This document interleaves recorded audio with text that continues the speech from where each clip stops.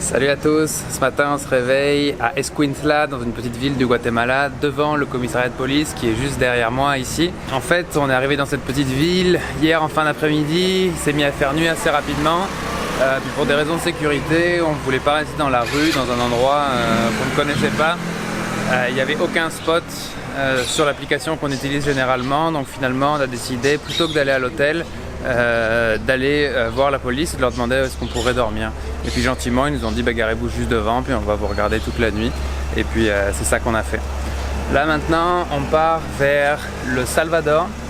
On a juste un petit problème mécanique depuis hier, ce qui fait qu'on ne peut pas rouler à plus que 60 km/h et on n'a aucune puissance, ce qui est quand même assez problématique. Donc on espère que ce problème va se régler tout seul, ce qui est déjà arrivé dans le passé, et qu'on va pouvoir arriver au Salvador tranquillement. Salut, nous sommes Anouchka et Renaud. Aujourd'hui, on tourne encore une autre page dans notre voyage. Nous quittons le Guatemala et allons découvrir le Salvador. C'est le 5e pays de notre aventure et c'est notre 13e mois de voyage. On prend toujours autant de plaisir à partager ça avec vous et on est de plus en plus nombreux, alors un grand merci. Pour les autres, n'oubliez pas de vous abonner pour suivre toute notre aventure.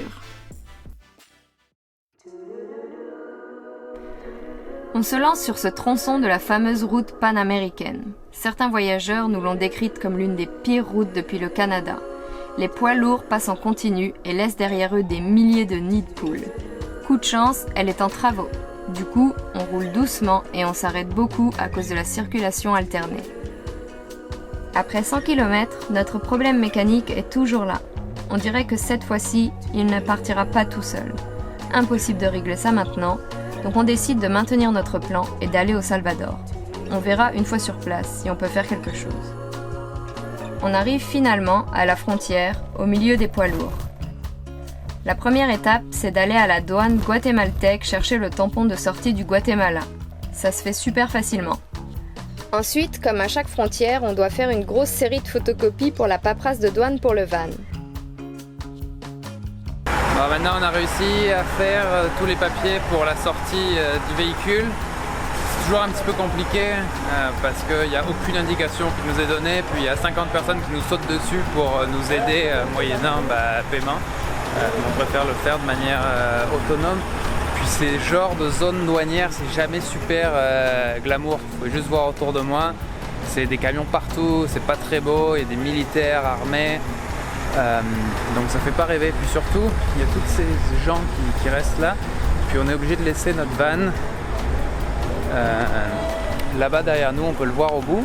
Et puis pendant tout ce temps-là, aller faire des copies, aller faire des photocopies et puis faire tous les papiers. Mais maintenant c'est bon, on va reproduire l'exercice côté Salvador, puis ça devrait être OK. On traverse rapidement cette zone tampon entre les deux pays où une file interminable de camions attend de pouvoir rentrer au Guatemala et on se dirige vers la douane salvadorienne.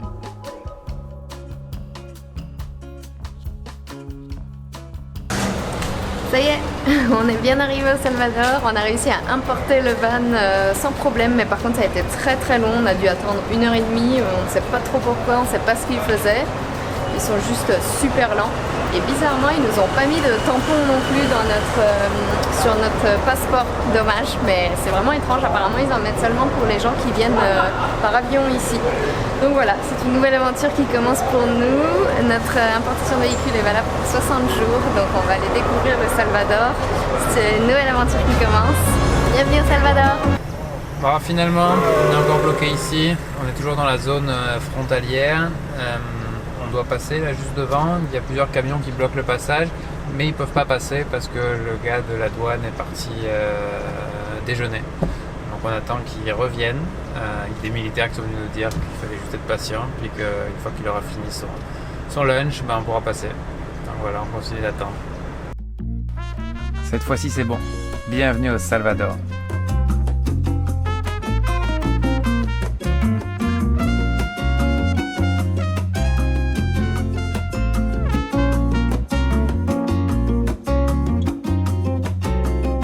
Voilà au Salvador, Dans la première ville, après la frontière, on s'est arrêté pour essayer d'acheter une carte de téléphone pour avoir des données. On s'est arrêté aussi pour déjeuner.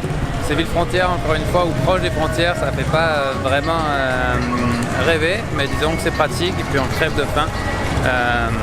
Voilà, donc on voulait tester les pupusas qui sont des spécialités du Salvador, mais il semblerait que là où on est, c'est juste le matin. Donc on va goûter le sandwich local.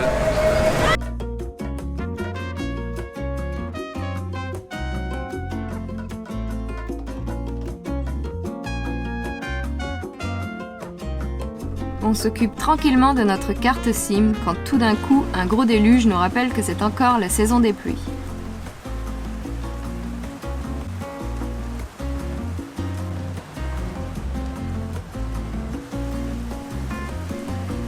Du coup, on ne tarde pas trop et on reprend vite la route. Alors, parlons un peu du Salvador. Malheureusement, on en entend souvent parler à cause des gangs, les maras, qui sont nombreux dans la capitale, San Salvador. Niveau sécurité, on ne sait pas trop à quoi s'attendre, on appréhende quand même un petit peu, mais encore une fois, on verra bien. Le Salvador compte pas moins de 25 volcans et 300 km de côte sur le Pacifique, mais c'est un tout petit pays. 26 fois plus petit que la France et 2 fois plus petit que la Suisse. Il a des frontières avec le Guatemala et le Honduras. Il y a un peu plus de 6 millions d'habitants dans le pays et 3 millions d'émigrés dont la moitié sont aux États-Unis. La monnaie est le dollar américain et en ce moment il y a 5% de taux de chômage. 32% de la population vit sous le seuil de pauvreté et le Salvador se classe au 108e rang mondial en termes de PIB par habitant. Notre destination du jour est un petit village sur la côte qui s'appelle Misata. Pour notre première nuit dans le pays, on joue la carte de la sécurité et on va rester dans un petit camping trouvé sur l'app iOverlander. On va camper au milieu des palmiers. Le premier défi est de trouver un spot où se garer où il n'y aura pas de risque de prendre une noix de coco sur le van.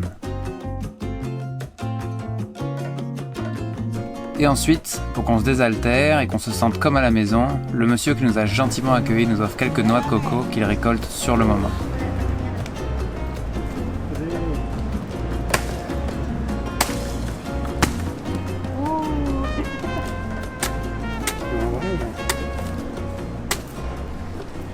Cheers. On décide ensuite d'aller explorer les alentours. Misata est une plage connue des surfeurs. Un beach break et un point break très consistant. Quelques personnes à l'eau, mais les conditions ne sont pas au top en ce moment. Comme la plupart des plages de la région, c'est une plage de sable noir. Ça nous change de ce que nous avons connu jusque-là. Pour notre arrivée, le ciel est couvert et nous avons droit aux 1000 nuances de gris pour le coucher de soleil.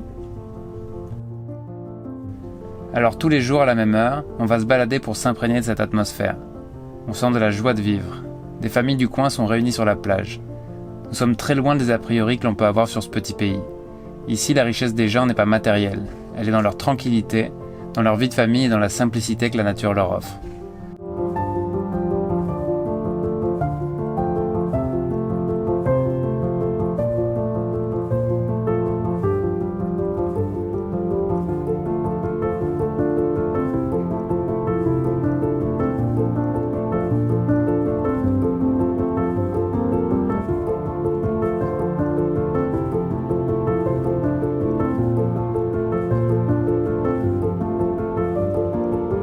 L'orage s'approche petit à petit.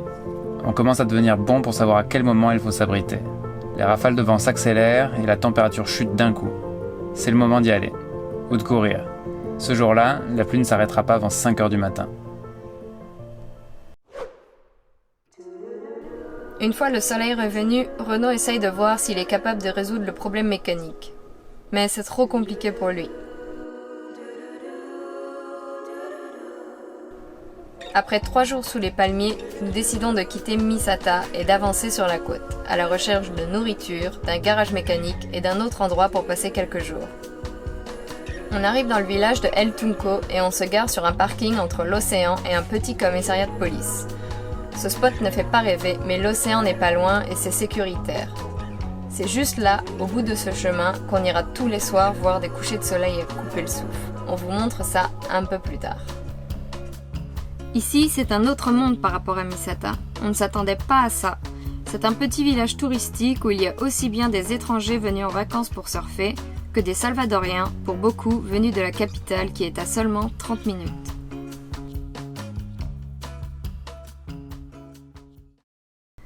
Pour notre première soirée ici, ce coucher de soleil nous met tout de suite dans l'ambiance.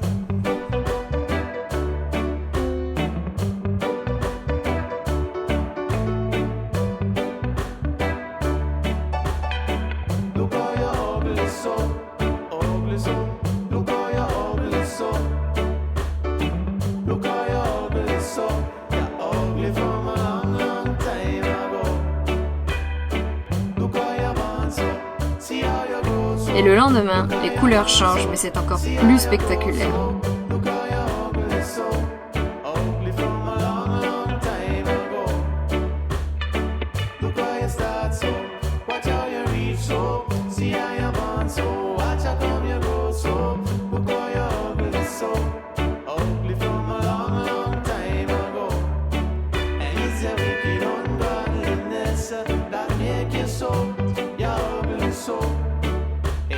On restera jusqu'à la nuit noire.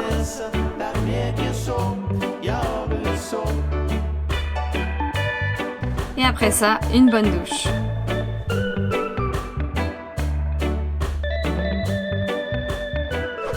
On est toujours à El Tunco. Ce matin, on s'est réveillé super tôt pour aller dans 2 garages pour voir des mécanos qui n'étaient pas là hier. Hier, on avait fait la même chose, sauf que les gars étaient absents. Aujourd'hui, ils sont pas là non plus, donc on est retourné dans les garages pour rien. Là, la solution qui nous reste, c'est de rouler jusqu'à la capitale du Salvador, qui s'appelle San Salvador. On n'est pas vraiment super motivé à l'idée de le faire parce que San Salvador, il y a sa réputation qui précède la ville. C'est là qu'il y a tous les gangs, tous les fameux gangs de Maras. On n'a pas envie de se balader avec notre gros van là-bas. Mais il semblerait qu'on ne va pas avoir le choix. Il semblerait aussi que ce qu'on imagine sur cette ville, c'est un petit peu plus que ce que ça l'est. Que c'est pas une no-go zone partout dans la ville, c'est juste par quartier. Mais voilà, on attend qu'on nous donne une référence de garage, puis on va peut-être s'orienter vers là-bas.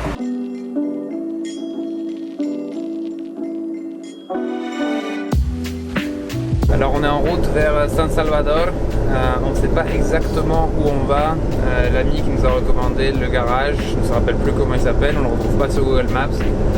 Donc on sait juste à peu près la destination où on doit aller, puis on devrait le voir sur le bord de la route.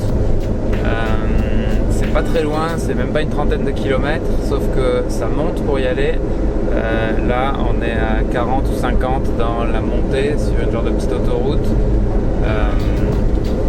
C'est pas vraiment idéal, mais bon, on n'a pas le choix que d'essayer. On espère qu'on va arriver à destination.